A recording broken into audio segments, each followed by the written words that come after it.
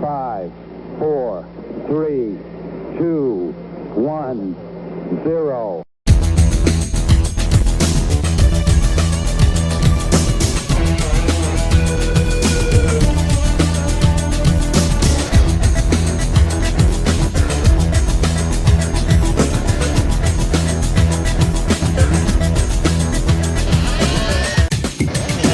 This is the Culture Clash. Liftoff. We have a liftoff.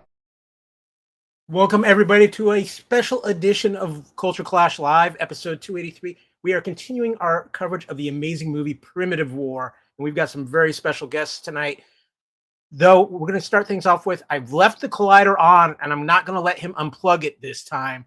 I'm bringing him, of course, my co-founder and co-host here on Culture Clash, the one and only Mr. Kevin Reitzel. Yeah, I got to watch out for that collider there and those Russian scientists, man. They're gonna leak in some more dinosaurs. How you doing, man? I'm excited. Oh, I am very excited for this episode. We've been working on this. We had a little technical delayed travel issues, but we got everything worked out. You are watching Culture Clash on the Fandom Podcast Network, but we are wasting no time in getting into it. We are here to talk some more Primitive War. And Kevin, you've got somebody to bring in who was just with us a couple of days ago to talk about Primitive War.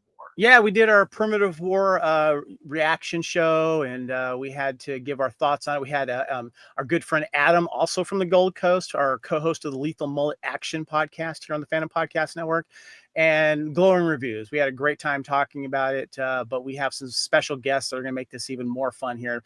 And with us back, of course, we have to talk about one of our good friends here at the Fandom Podcast Network. This guy here, Mr. Blair, been in his house, rifling through his posters.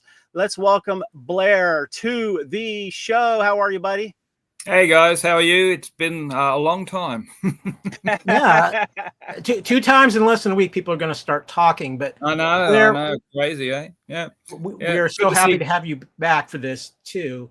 Oh, good. Glad to be here. Yeah, a lot of fun. Yeah, it's great to see Kevin still rocking a Primitive War shirt too. That's right, buddy. You hooked me up. My last time I was here, last time I was in Australia when you came down to visit about, what was it, like 3 months ago. So thank you. Appreciate that, man. Yeah.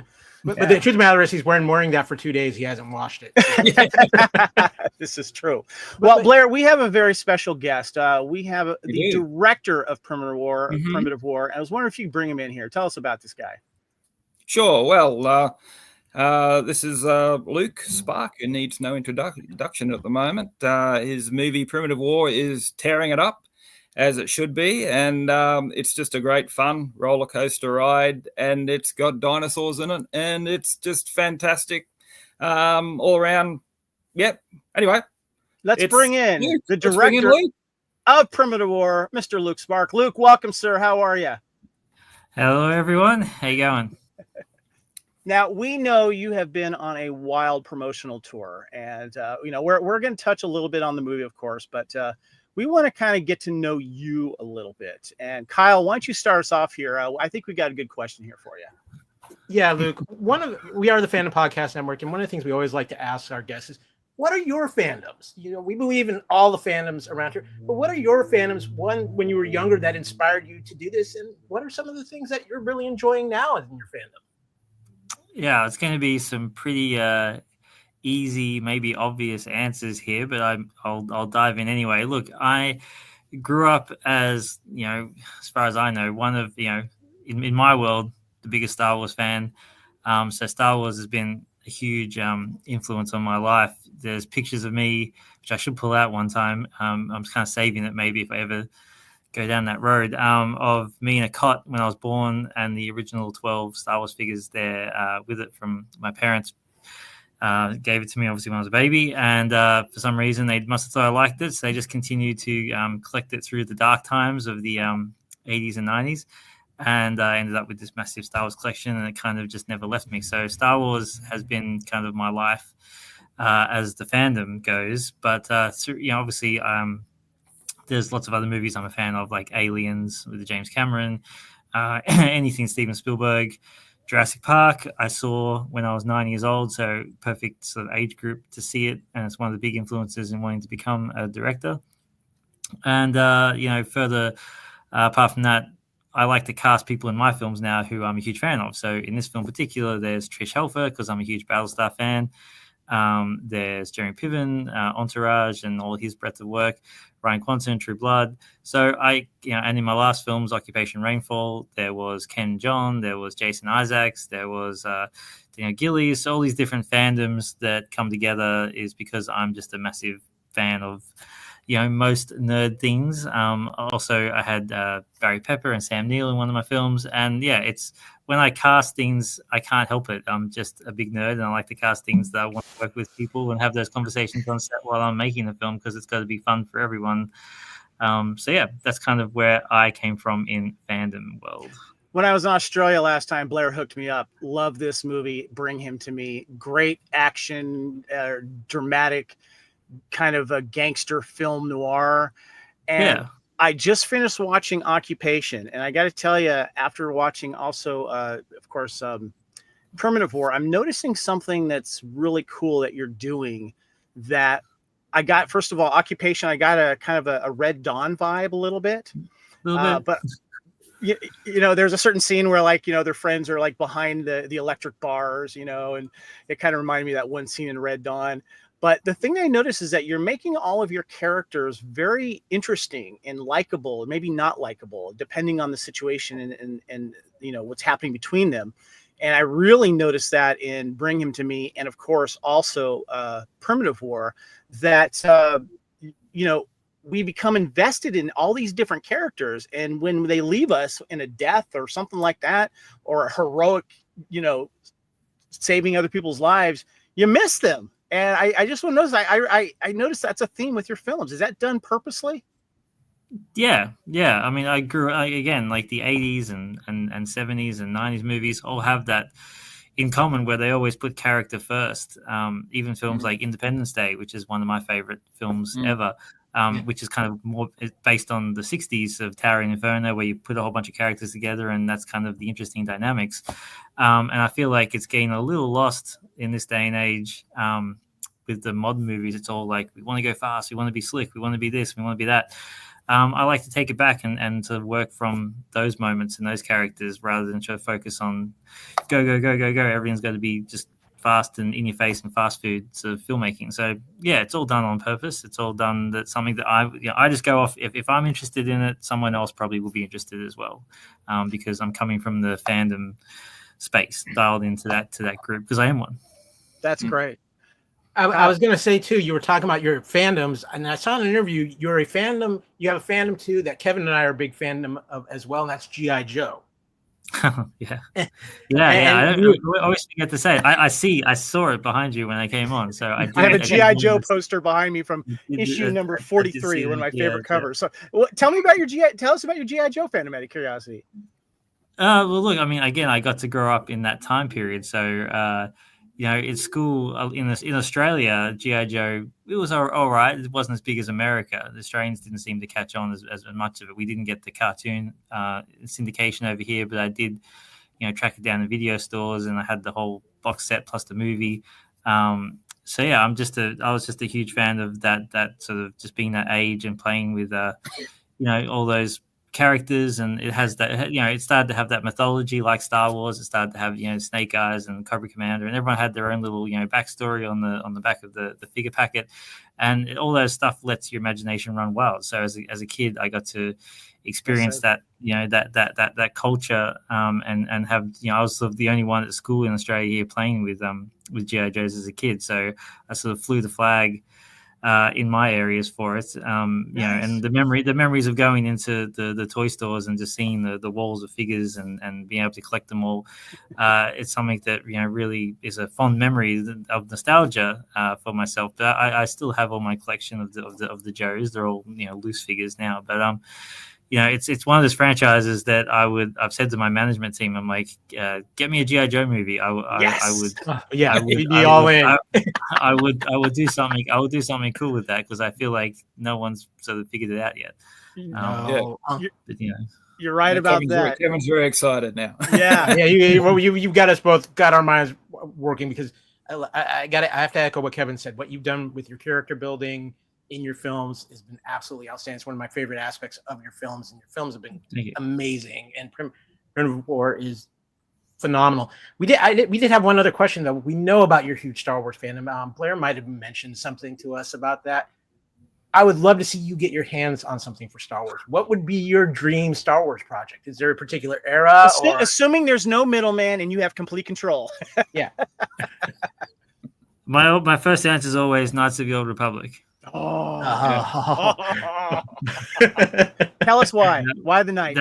That would be what I would pitch myself as.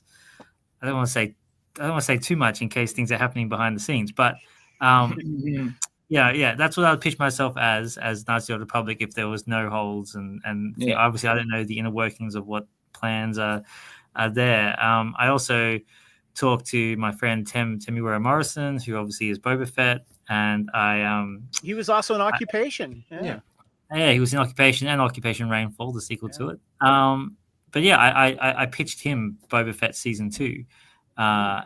And he really was sort of picking up what I was putting down, and we sort of passed it onto Lucasfilm. So you know, who knows in the future? Mm-hmm. But my first point of call would definitely be Knights of the Old Republic. I feel like it's enough removed, and if the canon was still available, I would also go into the legacy comics with Cade Skywalker and stuff like that, because I feel like the main timeline now, I wouldn't want to, you know, I mean, there's too much. Hey, look, Marvel's got alternate universe. Let's go ahead and go back to alternate universe for Star Wars. Yeah, you know, let's dive into that. I just feel like the main timeline has too much sort of baggage at the moment. I would go either before or after and be able to sort of do a thing, but still connected enough to lore and something that people are passionate about, like those two, you know, things. It kind of blew my mind that they don't do what Marvel does and go and pick these little pieces of content they have and make something together. So anyway, that's a whole other thing. Before we leave the Star Wars discussion, I just got to ask you one last question. Who is your favorite Star Wars character? Luke Skywalker. Nice. Yeah. I was named after him. I was named after him throughout school. You know, I got the same initials. You know, so yeah, anything to do with Luke is my thing. And he's kind of the heart of the whole, you know, original trilogy is the heart of the whole thing. So, you know, to say what's happened to Luke's character lately, you can probably imagine my feelings on that. I can sense it. Trust me, you know. Yeah. So there is a disturbance. Yeah. I want to ask you about this guy over here, Blair. Okay, so he touched on a little bit of our last show here. I want to know how you guys met each other, because you guys seem to have a kindred spirit with Star Wars and just nerdy stuff in general. How did you hook up with Blair over here? That's a good question. I feel like, I mean, in Queensland, in Australia, it's definitely a dwindling sort of fandom over here. Back when the Force.net forums were all the rage and there was the supernovas that were just sort of coming of age, where Ray Park was coming over here, I feel like there was a lot of potentially Blair and I just sort of missed each other and maybe crossed paths here and there. But I think it was, how did we come across each other, Blair? Well, initially, I think it was you messaged me to get Hugh Fleming's contact details once. I remember. Yeah. Who is who again? So Hugh Fleming is probably one of the premium Star Wars artists in the world. He's also an Aussie, and I think Luke wanted a poster from Hugh for Occupation Rainfall. So I remember getting a message one day saying about Hugh Fleming, and I'm like, who's this Luke Sparke guy who's asking about Hugh? And I think, and you were on Adam Harris and my saga. I remember too. We had you on chat. Yeah, you did have me on, and then from there we just kind of just stayed in touch. And you know, anyone that kind of enters my orbit who is a great people, great person, I love to sort of have them stay and you know, bring them into the fold. So Blair was around I mentioned it the other day, and there was the found footage I discovered last year from the Force Awakens toy sale at Toys R Us. And when we were all doing the line, when we were all doing the midnight waiting and stuff, Luke, and I only discovered like 3 years later. I thought, oh gosh, that's Luke. And I remember at the time, then he told me he'd just finished his first film, which would have been Red Billabong. And Yeah, I'm probably thinking, oh, this guy's made a fan film or something, you know, and that's all right. So there you go. Yeah. That's Small right. world. That's right. The Small footage of that, and then I can remember now. The next day, I drove down to the Gold Coast to go to a Target store because the Black Series wasn't at the Midnight Madness, and then you were the only other person waiting for Target to open, and we didn't figure that out till years later. And we both walked up, and there was only like one of each set. And then we sort of took it, and then we're like, oh, we sort of had a few words with each other, and we're like, okay, and that was about it. So yeah, interesting, small world. Yeah. Funny. Our friend Dan Hadley's in the chat there. He is the host of the Type 40 Doctor Who podcast here on the Fandom Podcast Network. Materializing from another time zone, the UK. You guys were right. This movie looks enormously fun. Solid cast of characters we've loved in earlier roles. I can't wait to go to Primitive War. So that's Dan all the way in Birmingham, in the UK. I was promoting the show on his podcast the other day. He's really excited about it and stuff. So, I want to touch on one other thing about fandom. Kyle and I here at the Fandom Podcast Now, we like to celebrate current fandom as well. I mean, we have a lot of shows talking about, 80s and 90s films, but we also hit the new stuff. When you have time or downtime, when you're looking through your streamers, what recently have you been watching that you find fascinating or you recommend? That's a tough question. I'm not a fan of the current what's going on. And if there is anything good out there I've missed it's because I've been so busy on Primitive War and my other films like Scurry. Like the last 3 years, I kind of went from back to back, from Brim to Me, straight into Scurry, straight into Primitive War. And I shot Scurry first, and it's coming out after Primitive War. So there's been a whole thing there too. So I've been very busy. In the last 6 months especially, I've done 20-hour days every day. And then when I got back from Comic-Con, I walked back in to sort of everything was falling apart here in the post-production world, and I did an 86-hour marathon just to get the film out in time for America. So forgive me if I haven't seen anything great lately. It's because I've been pretty busy, but I'm going to try to catch up. I'm going to try to catch up. I mean, I did see the season 2 of 1923. I did see I did finish Cobra Kai. I did finish, a bunch of stuff as I could, and that's kind of the most that I've seen in my fandom. I loved Cobra Kai; it was really, really good. Yeah. So I was telling Blair and Kevin from everything Blair has told us, and just seeing the behind the scenes in your interviews. I think you have taken over the title of hardest working man in show business from Sam Jackson at this point. And Kevin brought something to my attention that we both think is absolutely awesome. What you're doing to help promote Primitive War. And Kevin, you were talking about his poster delivery service. Yeah, so I've been out there promoting Primitive War. I've been telling people about it. I even took the shirt and took pictures of this and that. But you've been doing something I think is very cool. You have been hand delivering posters to theaters that are playing it. And you literally are racing around getting this done. I've been following you on social media. And I think this is really wonderful, but more personable. And I was wondering, what kind of reaction were you getting, and what made you think to do this? This is great. You got to back your film. You got to back your product. I'd love to see more directors and filmmakers getting out there and doing that. I feel like there's a culture where, especially in Australia here, directors, the film comes out and they kind of almost my film's out now. And I'm like, dude, we're very lucky. It's a miracle when a movie gets made, a very small miracle. So I take the advantage of it, because it'll be gone soon in cinemas, and then it'll be the next film. So I always love to get out there and try my best. This one is different because we actually have, a very large merchandise thing behind me. It's available online in posters and everything else. So unlike other movies, I've actually got a bunch of merch in my hand at my office, and I went to the AMC City Walk in LA, and I went to a few other cinemas, Americana and Brand in LA. And then when I got back here, I literally hopped off the plane at 10 a.m. and I was out giving posters at 2 o'clock that afternoon to try to just, it's not like it's like people are going to go there for me, and it was more for people walking out and some walking in. I think everyone just thought it was a really nice touch, and people have been. Yeah, really, what kind of responses were you getting? Like, they were like, "Who's this guy giving me posters?" yeah. I have to. Sometimes I have to tell them. It is nice though. It is nice when you walk in. I walked into Pacific Fair in the Gold Coast on Saturday, and there was a very nice usher there, and I walked up to explain what I'm there to do, and he just looked at me. He's like, "You're Luke Sparke," and I was like, "Oh, that's good. Someone knows me." but yeah, I mean, yeah, it was great. People walk out. And it's also, free feedback as well for any future projects. I'm just like, hey, what do you think of the movie? I'm the director, and give them a poster. So yeah, look, it's been great reactions. Like it has been online. People walking out going, oh, that was awesome. That was great. Favorite film of the year. Blah blah blah. So, it's been good. It's been good, and that's also another reason why I went and did it, because I know it's a good movie. It's a fun movie, and I'm just a big fan as well. So I stand at the back of the theater and watch the big epic ending and be like, hell yeah. Yeah.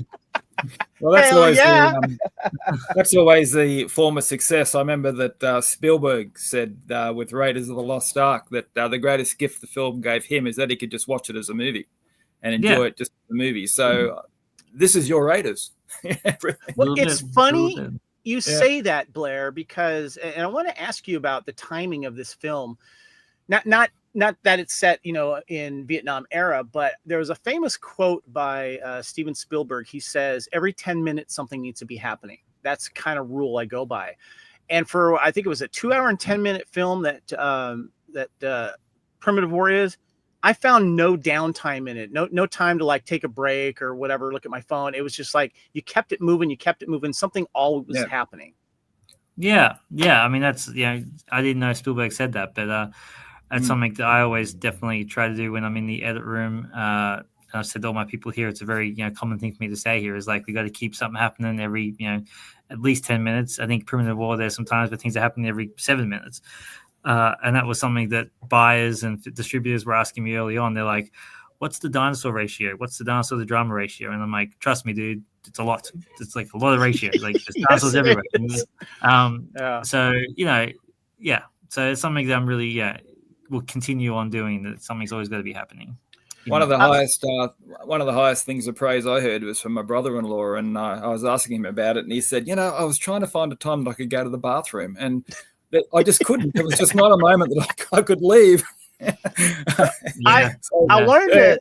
I know you've been talking about in previous interviews about your location shooting. You shot it all in the area of Gold Coast and stuff like that. And I've had the honor to be visited Gold Coast. When I first met my soon-to-be wife, I took my first trip to Australia in 2017.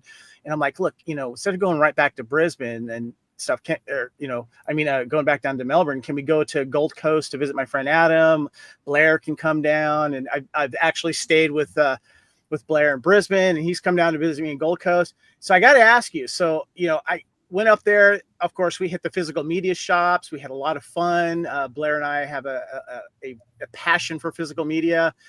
I got excited, found DVD King because they're drying up here in the States when it comes to physical media. But my friend Adam wanted to ask you, because I've been to the area of Mount Tambourine where you did some filming, apparently. Have you been to Yatala Pie Shop? Yatla. Yatla, am I saying it right? Yatla? Yatla.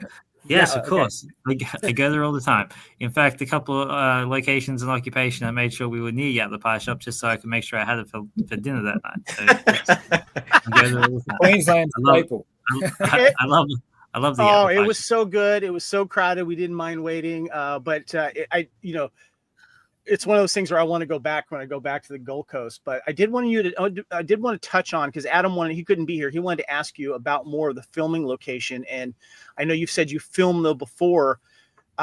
When you were looking at scouting for this film, did you know exactly where you wanted to go, or did you actually had to, take a tour around your own backyard? I mean, what went into the process of that?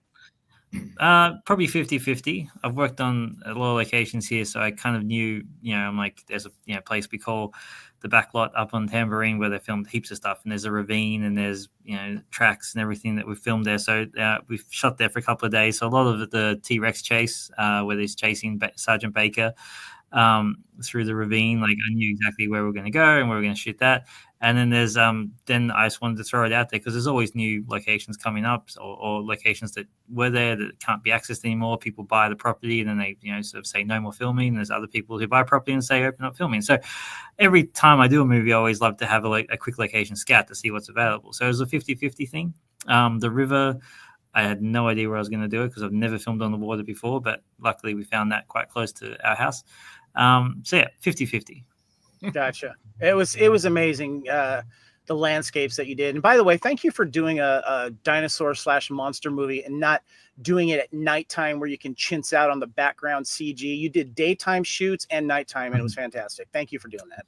Yeah, and some of it also is just luck. Like on every film thing, you have to be open as much as you structure it as much as you can. You also, I love to keep myself open, keep myself on a sort of long leash to let things, see what happens. So we were out in one location, way out at Nunanbar Valley, which is another 40 minutes out from Tamborine, which is the longest we had to go.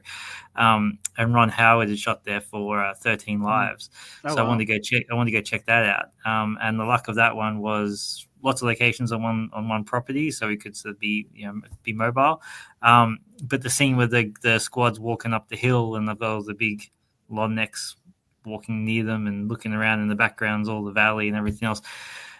In the original script and how I was going to do it, that literally just says they're just walking down a jungle track and they're just, jungles on either side, and they look up and the long necks are just like putting their heads over into the jungle. And I walked up top of this hill, which I wasn't even supposed to go. And I was like, oh my God, look at this location. We got to do this. And we just kind of changed it all around on the day and did it like that. So everyone's like, all right, Luke's on these crazy ideas again. Let's go. You know what I mean? Everyone's trudging up this hill and I'm trying to do the background. I'm like, imagine these things and we're shooting the background and the sun setting and let's go. And yeah, it was a mental day. And we went straight from there to the waterfall scene when they, sort of decide that there's dinosaurs for the first time. So yeah, it was a very big day, that one. Well, one of the questions I have, Luke, is, and I want to give you all the credit in the world because I am a fan of the book of Primitive War, and obviously it feels like Hollywood is a little bit afraid in some ways to do another dinosaur thing because of Jurassic Park. And I want to give you all the credit in the world for sticking to this project. It was very obviously a passion project for you. But one of the things I really want to compliment you on is the look of the dinosaurs in this film, and also doing the more with the raptors with the feathered look and that. And I can't even imagine the CGI work you had to do in there. But as far as attaining that look, knowing all the extra work in it, what made you feel like that was the look you wanted to go with? Not only the raptors, but a lot of the dinosaurs, you stuck with a more traditional look, and I really appreciated it. And I was just amazed at all the work you put in. Yeah, well, it's a big part of the book and the subsequent comic that Ethan was working on of these feathered raptors. And what really got me involved in this film in the first place was seeing the comic cover of the raptor with the feathers, the black and green. And I hate it when other company studios grab an IP and then just toss most of it out the window to do their own thing. Sort of looking at you, Halo TV show. But John Spartan with a helmet off, it's like whatever. Anyway, so I wanted to make it pretty close as much as I could, much as I could available. So we really focused on the feathers on the raptors and the Deinonychuses, to make it, sort of bring it to life. And when people are reading the book, they're like, oh my God, this scene's exactly out of the book. And there's other scenes I've had to adapt and change and everything else. But, for the most part, the big beats are there, and the raptors especially, I want to make them pretty much like their comic counterparts, quasi-realistic, and then quasi my own interpretation of what I would like to see in a dinosaur movie, because, I'm doing it. I do want to I get to have that say. I do want to congratulate you on creating the most famous raptor in dinosaur history, because the raptor with the knife in the eye has become a celebrity in his own right. I hope he's not going to be too hard for contract negotiations for the sequel. Yeah, he's become your poster boy, Luke. He has. Does he have a name? Yeah, in the book he's called Cyclops. Cyclops, of course. I love it. Yeah. So yes, thank you for that. I wanted to ask you, you went on a promotion of this, and I remember Blair first mentioned it to me. He says, Luke's going to be at Comic-Con. And he says it to me, and he knows, because he knows I go to Comic-Con. But you'll find this kind of funny, Luke, was that I was there at Comic-Con the same time that you were doing your panel at Comic-Con. But I couldn't go because I am the CEO of the G.I. Joe costume group in Southern California. And we had to be there at the Hasbro booth for a promotion of the release of the Cold Slither band toys and the the people that dressed up as Cold Slither from the cartoon series of G.I. Joe at the same time you're having your panel, so I couldn't be there. But Damn. I did want to ask you, this was a big deal. What kind of response was this for you? And it was a great interview you had with the cast, with the crew of Comic-Con too. Yeah, look, it was amazing. Like, you know what I mean? Like, just look at those pictures there. Like, I had no idea what to expect. We were an independent film from Australia with one trailer out at the time, because we dropped the second one at Comic-Con. So I had no idea. I was like, you know what I mean? This could be really good or really bad. I have no idea. We're really, hedging our bets here. And I walked in the night before to do a tech check with our trailer, and walking from the back of that audience when the lights are all down and it's just like 4,000 seats, empty seats with the stage. I was like, oh my God, like literally one of those moments where my sort of heart sank in my stomach to be like, how are we going to fill this room, and what's it going to look like if it's terrible? Like, and then we're at the back in the holding room with the cast, Tricia and that, and Tricia had some friends on at a different panel, and she's like, they're texting me saying, audience attendance are down this year, so please don't take offense. It's nothing to do with your film. And I'm like, oh my God. And then someone texts me as the people came in. They're like, hey, so the panel before you only had 200 people. So when you go out there, it's not your fault. And then we're walking out, and my publicist opened up a door that led to the room, and she came over to me. She's like, "You're gonna be fine. There's heaps of people." And I thought she was just being nice, to try to help my nerves. And then I walked out on stage, and it was, as you see in those photos, this was like, just a massive amount of people, and people kept coming in all through the panel. So yeah, it kind of blew me away, blew my mind. And it's the first Australian independent film to ever be there, especially headlining a big panel like Ballroom 20. So a lot of firsts, and now that and then straight away we did a poster signing, and it was only supposed to be like an hour and a bit, only supposed to be like 50 people because that's all they expected to be it. And they had to actually send people home because the line just kept going for people to get posters signed by us. So it was a really, really cool experience. Then we did the press day, like you saw, with all the interviews and that. So it was a great experience. Now that Comic-Con knows us, I feel like I'll be back there more often, which is great. That's a big deal. That's really cool. One thing we wanted to touch on here, since we have Blair here, I wanted to kind of give you an idea. Can you rate Blair's extra acting casting here? And I mean, it looks like he was having a good time here. And I was wondering if you could give us a little tidbit on Blair there, working with him. Yeah, look, I would rate Blair 11 out of 10. Nice. He's the perfect person to deal with on set. Listens, understands, and but also, even for a featured background extra up front, whatever you want to call it, even for that, brings his own ideas.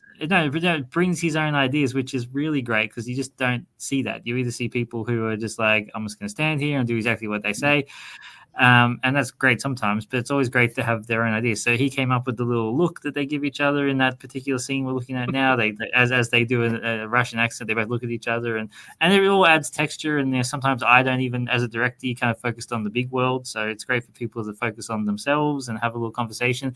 And because when you get to the edit room, when you are focused on like everything, you go, oh, look, he did a little thing that's going to go in because that's interesting. It's not just everyone standing there doing nothing. So he's the perfect person to listen to. So I would recommend more up-and-coming actors listen to people like Blair Hiscock. Go follow him and go ask him for acting tips.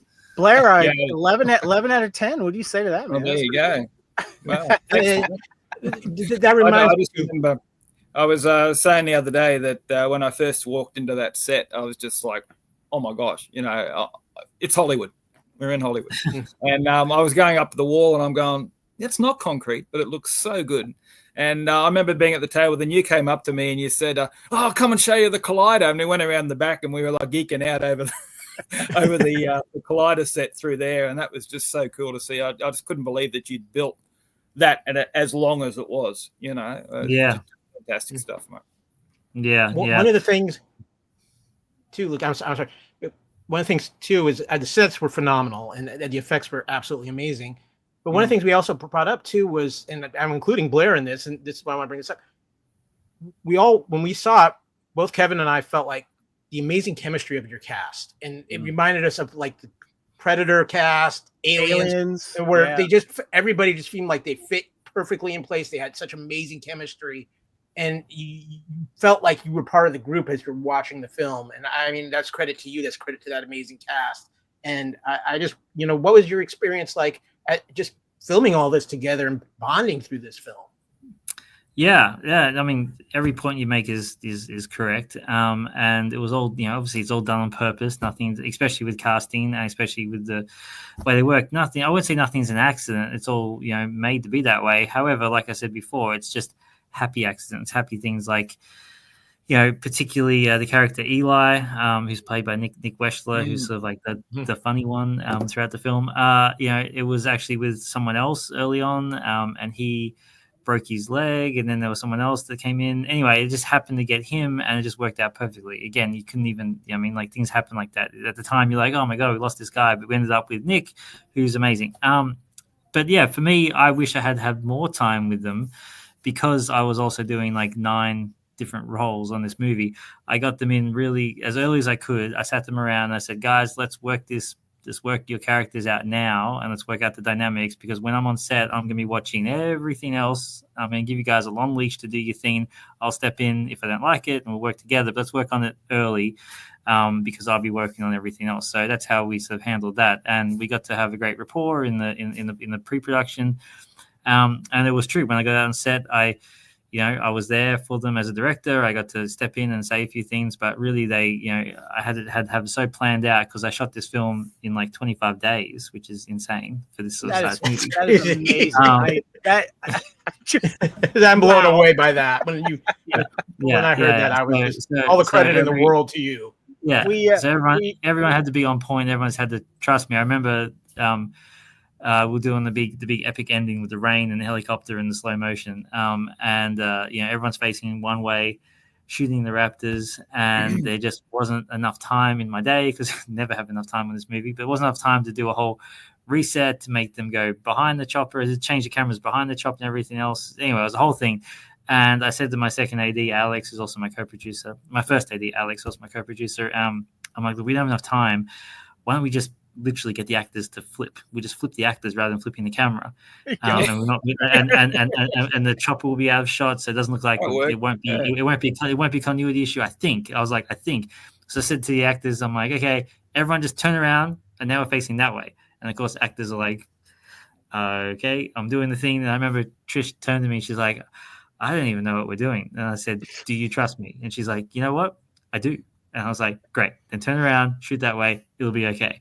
And then I went back to the monitors and I turned it around. I'm like, it'll be okay, right? This is going to be work. And I was like, yeah. And then we shot it, and it's fine. You can't tell and whatever. But that just saved us, an hour from resetting the camera. So all those things like that luckily this cast did were just they were just like, we trust you.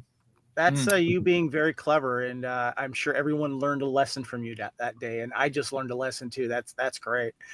We got a few more questions before we let you go. We want to be not keep you here too long, but I saw this as a Fathom event, which you of course connected with and got Fathom events around here, and it was great to see the little surprise at the end of the film, a little behind the scenes. That was great. And then you had extended screenings happen too, which was great, and it got more out there. I was kind of curious about the extended screenings and what kind of response.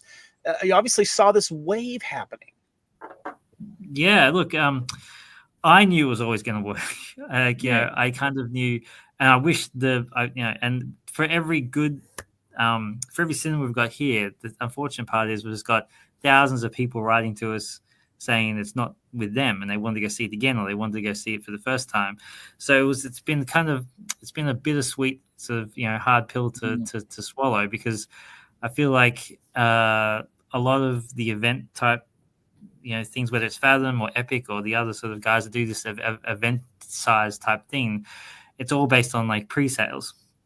And for weeks, everyone was like, Luke, your pre-sales, go get more pre-sales. And I kept saying all along, I'm like, this is going to be a word-of-mouth movie. This is going to be a wait-and-see movie. A lot of people are going to be like, is it going to be a sci-fi channel movie, or is it going to be like a good movie? Is it going to be this, or is it going to be that? Is it going to be Jurassic or whatever? So I knew all that because, again, I'm dialed into the fan base, so I know what people are saying every day. And I feel like Hollywood is its own little – no one knows until it lands. And then once it lands, it's kind of too late. So when it kind of went – crazy on like the Saturday, and our Sunday was better than our Saturday, and we were keeping pace with films like Ron Howard's Eden, which is a $50 million movie with like big names, and we're keeping pace with these, with these movies.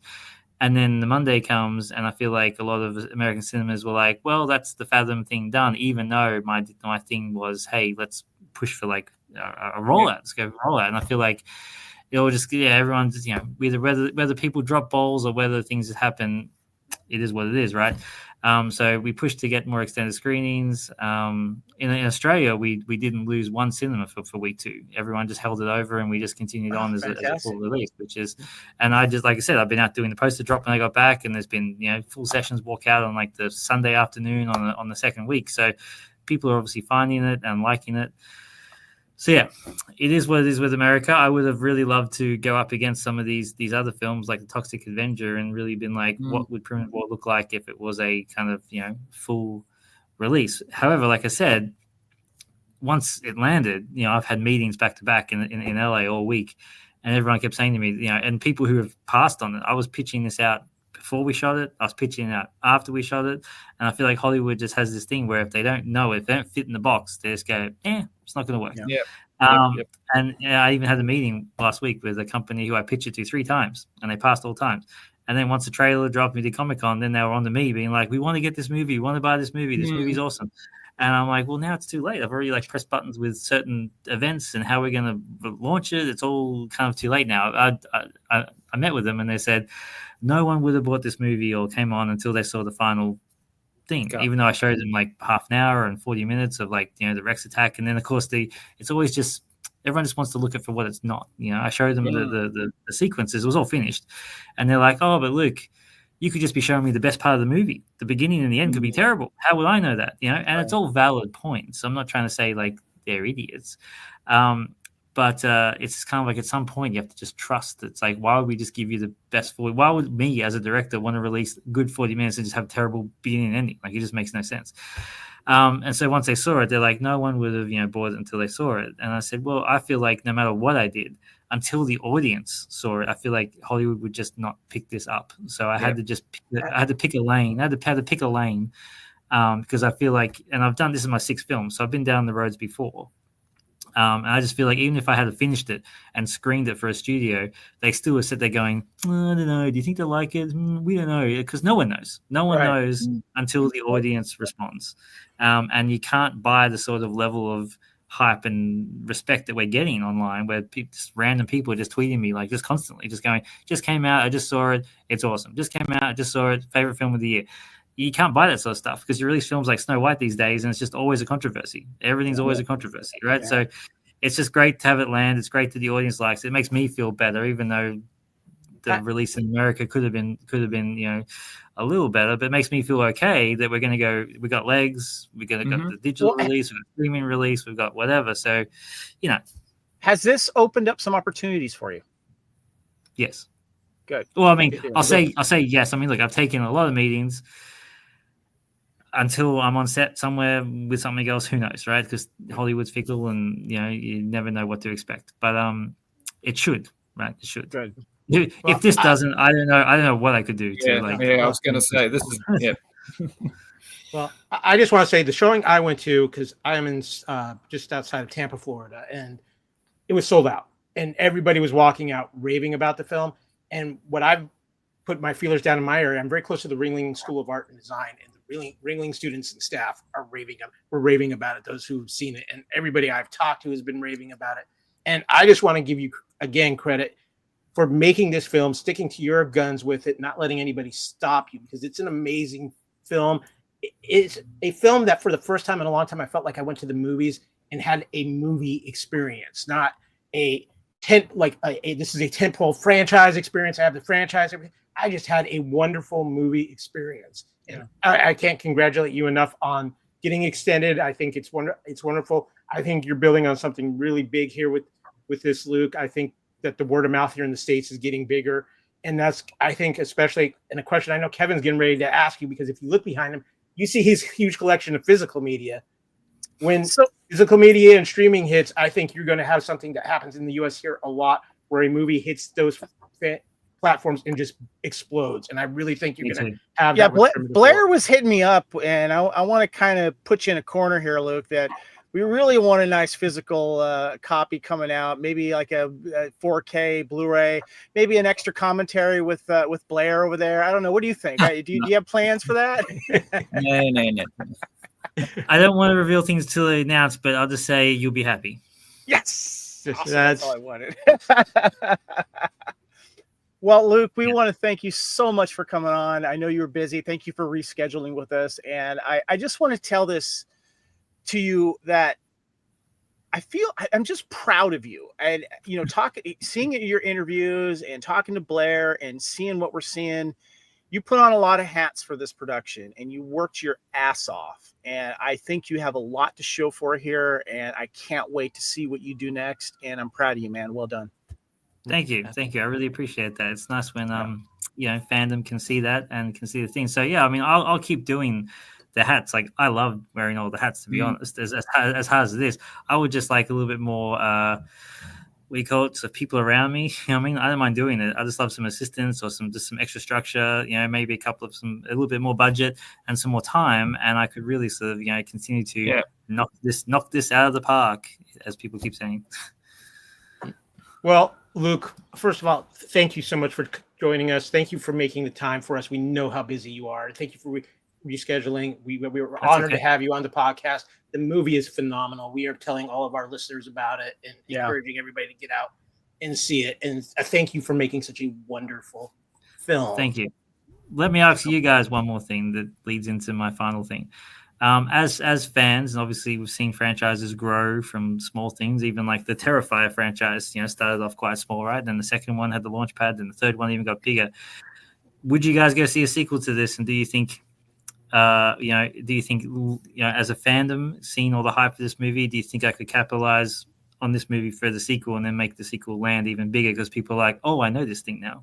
Let me jump in on this real quick. And I'm glad you asked that. And Kyle and I have talked about this type of thing. And one of the things that you've done with this film is you've added different angles to it. Not only do you have a core group of guys that have fought together, you also have what the Russians have left behind.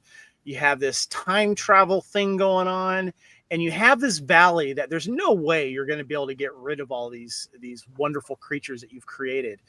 And the way that you have put the character development into, I'm already invested. Tell me when I am there, because I feel like even if you got a bigger budget, I still feel that you would stick to your core of what's important, what the actual core you had for this low budget film, which is amazing. It doesn't feel like a low budget film. Kyle, what say you?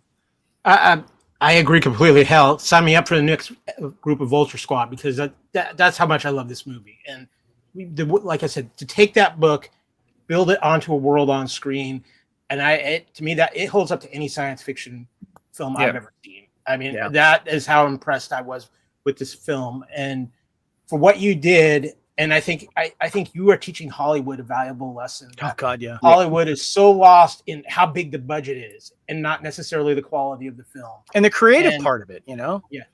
And I think the lesson you're teaching all filmmakers out there, and with what you're doing and the work you're putting in, with passion and effort, you can make something spectacular. And you've got something spectacular here that I think if Hollywood doesn't open their eyes, they're fools, because you've got a world here, and I've seen your catalog, and I hope they're keeping your eyes open on YouTube, because I would love to see you get a Star Wars opportunity, a G.I. Joe opportunity, because you make something special that the fans can just absorb themselves into. And I've felt that way with every movie I've seen of yours. And the beautiful part of it is your passion really comes through, and your love for the movie and the process that you're going through. And Primitive War shows that completely. I will hold it up to any big blockbuster film Hollywood has thrown out in the last couple of years, because it's easily one of the top 5 science fiction films I've seen in probably since COVID. All right, Blair, I need you to top that. What you got? What do you got for Luke? Primitive War 2, Jersey's Revenge. Yeah, let's go. Let's do it. I love it. No, yeah, definitely a trilogy, mate. I can see a trilogy coming out of this. I haven't not heard any negative thing whatsoever, and I keep getting asked, "Is he doing another one? Is he doing another one?" And it's a wait and see sort of thing. And it's just got legs. It's just going to keep getting bigger and bigger and bigger the more people discover it. Definitely part two. I think like you said before, I think VOD, physical streaming, I feel like it's going to be one of those films that explodes, and I think there'll be many different. I think the conversation will change even between all that stuff. So the rest of the year will be very exciting to see all that roll out. And how good's the audio? How good's the audio on this too? I have not heard audio in a film like this for years. This is going to be a home theater. Music was great. For years. Yeah, shout out to Adam in the chat. Adam is, of course, I mentioned him earlier. He was in the picture at the Yellow Pie. Sorry, what is it? Yellow Pie. And he's in the Gold Coast, and he's the host of our Lethal Mullet podcast. Thank you again, Adam. Appreciate you, brother. Luke, thank you so much for coming on, man. We really appreciate you. That's all right. Thank you. Hope to come on again for my next film. See what happens. You are welcome anytime. We are glad to promote your projects, and anything we can do to help with Primitive War, because we love it here. And we were talking about it in our summer preview, and you've hit a home run in our opinion. I appreciate that. Appreciate everyone. I think is going to stand up for a long time. But Luke, before you go, one last thing is, I know you got a lot of projects you probably can't talk about, but is there any like projects or organizations or anything that you want to give a shout out to while you're here? We always like to let people get word of mouth out of things they're doing. I mean, obviously everything is Primitive War right now. Anything else you want to put out there? Everything is Primitive War. I don't know what else to say right now. It's just keep supporting Primitive War, I guess. Like that's my big shout out. The team obviously that made it. The great producers, Carly Carmel, Jeff Emery, Alex, and you mentioned the sound before. A lot of our guys are really one-man bands like me. So Chris Goods did the sound all by himself. Ting doing, the folding up for him, but he designed it, mixed it all himself. I spent a week with him in LA, putting it all together. And Freddie Winterman that did the sound, and just all the crew over here in Australia and all the cast. It's just been a really nice journey in that respect, which doesn't happen all the time. It's been films even I've worked on for crew, even films I've made, where it just hasn't been a nice experience and things kind of just all go pear-shaped. But this film, and maybe you can tell from when you watch it, it's just like everyone was running on full cylinders and everyone was really getting along. So it was a great experience. Well, with that, guys, we are going to thank again Luke and Blair for joining us. If you have not seen Primitive War, find it on its extended run. It's a fantastic film. Luke, we're going to let you get out of here because we'd like to see you get a 15-minute nap in there sometime between with everything you're doing. I'm about to go straight into the edit room where we have to start delivering the film for the worldwide rollout. So if you're overseas, it is coming. We have signed deals before I left LA, so there's still a lot to do. Yeah, proud of you, man. Well done. And Luke, thank you again, and you're welcome anytime. We would love to have you back and help you and promote whatever you're working on. Because awesome. It's always thank been you so amazing. much, guys. Really great. Thank you. Thank you. With that, guys, this has been Culture Clash, a very special edition. Again, thanks, Luke. Thanks, Blair. Kevin, as always, a phenomenal job with me. Go see Primitive War out there. If you're looking for the Fandom Podcast Network, we're all over social media. You can find us on Twitter, Blue Sky, all over our Facebook groups, and whatever else social media is out there. But most importantly, guys, enjoy your fandom and make your fandom Primitive War because it's amazing and you're going to be pleasantly surprised. But as I like to say, we've done this thing. Respect each other, and everybody enjoy your fandom.